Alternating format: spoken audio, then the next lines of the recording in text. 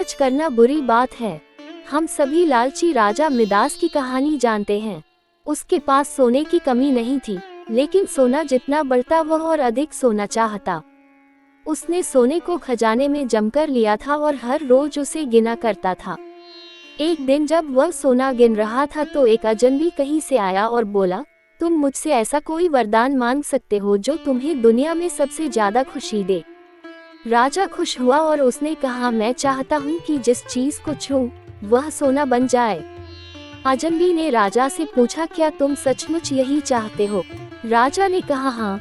तो अजनबी बोला, कल सूरज की पहली किरण के साथ ही तुम्हें किसी चीज को छूकर सोना बना देने की ताकत मिल जाएगी। राजा ने सोचा कि वह सपना देख होगा, ये सच नहीं हो सकता। अगले दिन जब राजा नींद से उठा तो उसने अपना पलंग छुआ और वह सोना बन गया। वह वरदान सच था। राजा ने जिस चीज को छुआ वह सोना बन गई। उन्होंने खिड़की के बाहर देखा और अपनी नन्ही बच्ची को खेलते पाया।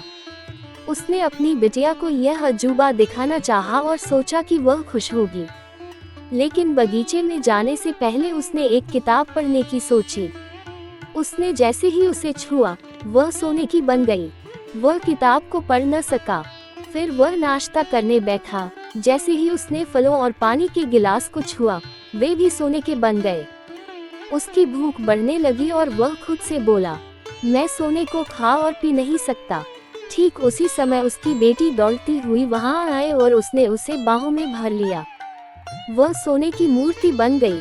अब राजा के चेहरे से खुशी गायब हो गई। राजा सर पकड़कर रोने लगा। वह वरदान देने वाली अजनबी फिर आया और उसने राजा से पूछा कि क्या वह हर चीज को सोना बना देने की अपनी ताकत से खुश है। राजा ने बताया कि वह दुनिया के सबसे दुखी इंसान है।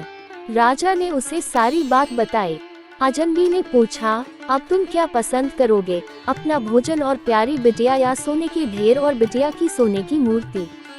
राजा ने गिड़गिड़ाकर माफी मांगी और कहा, मैं अपना सारा सोना छोड़ दूंगा, मेहरबानी करके मेरी बेटी मुझे लौटा दो क्योंकि उसके बिना मेरी हर चीज मूल्यहीन हो गई है। अजनबी ने राजा से कहा, तुम पहले से बुद्धिमान हो गए हो, और उसने अपने वरदान को वापस ले लिया। राजा को अपनी बेटी वापस फिर से मिल गई और उसे एक ऐसी सीख मिली जिसे वह जिंदगी भर नहीं भुला सका।